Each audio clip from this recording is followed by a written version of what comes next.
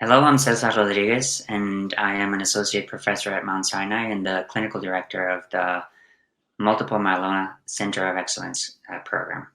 Multiple myeloma does not have a specific symptom that would make it unique from other diseases, but more vague symptoms: chronic fatigue, weight loss, fevers, a specific and chronic back pain that doesn't have a clear explanation as to how it originated or something that incited it and it's not improving, or a bone pain somewhere in the body that there's no association to something that could have caused it.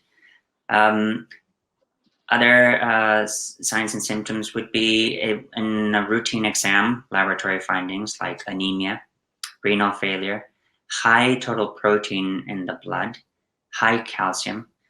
Those are things that would definitely raise a flag for multiple myeloma as a possibility. But at the same time, it's very vague and could be mean many other things. If you are doing an exam on a patient or doing lab tests on a patient and have the concern or suspicion that somebody might have multiple myeloma, the main tests and laboratory studies that you could do would be a CBC to check for hemoglobin and anemia, a CMP to look for renal failure with elevated creatinine, high protein, high calcium. Another test in the blood would be a serum protein electrophoresis and serum immunofixation to look for paraproteinemia. Serum free light chains is also very important that we sometimes overlook, but a lot of the times we are now starting to see in about 30% of the cases abnormal free light chains with a normal serum protein electrophoresis. So serum free light chains, quantitative immunoglobulins, and then if you have a diagnosis or you want to completely do a full workup to help with staging as well, LDH and beta-2 microglobulin. Those are the blood tests that we recommend. In terms of urine studies, a 24-hour urine collection to look for urine protein electrophoresis, urine immunofixation, and urine free light chains. In terms of imaging, then a full body PET scan would be something to do. And then a bone marrow biopsy to look for clonal plasma cells in the posterior iliac crest. Obviously, you want to start with the least invasive with blood work. And then if you have something that is of concern, then do the rest of the workup, or at that point, reach out to a myeloma specialist so that they can help guide you with the rest of the studies or take over if you do not want to manage the patient at that point or require assistance for management. I think the best time to refer somebody to a myeloma specialist is at the time of diagnosis, or when you are already suspecting myeloma and have findings that are very suggestive of multiple myeloma.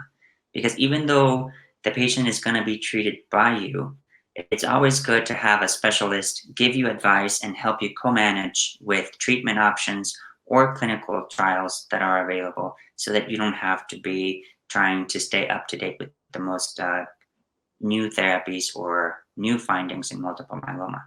It is a cancer that has evolved significantly in the last 10 years, and every year there has been at least 2 new drugs available in the market for either newly diagnosed myeloma or relapsed disease, or even amyloidosis. So it's very hard to catch up and keep up with what's happening in the myeloma world. So that's what myeloma specialists are for. We're here to help, we're here to advise, and we're here to help co-manage patients with you, and so that you can continue to treat them locally, or if you're not comfortable with them, or if there's a possibility of a clinical trial, we'll be more than glad to help there.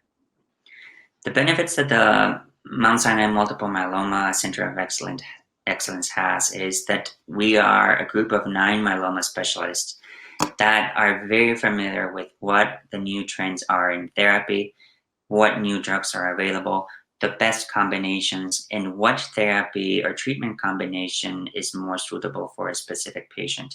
Multiple myeloma is not just one type of cancer. It has many subtypes and many variants, and each patient should be treated different and more accordingly to whatever the type of disease they have and the comorbidities that they have.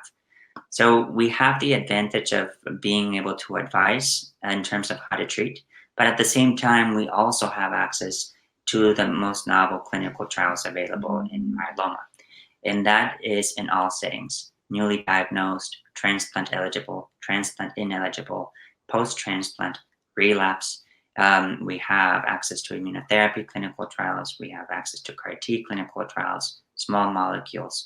So I would say that that's the main advantage. But in addition to that, we have a multidisciplinary team that can help you and can help your patient be able to receive the treatment that they need, with all of the other specialists that can help this patient, like a nephrologist, neurologist, spine specialist, radiation oncologist, nuclear medicine, dietitian, and a physical therapist.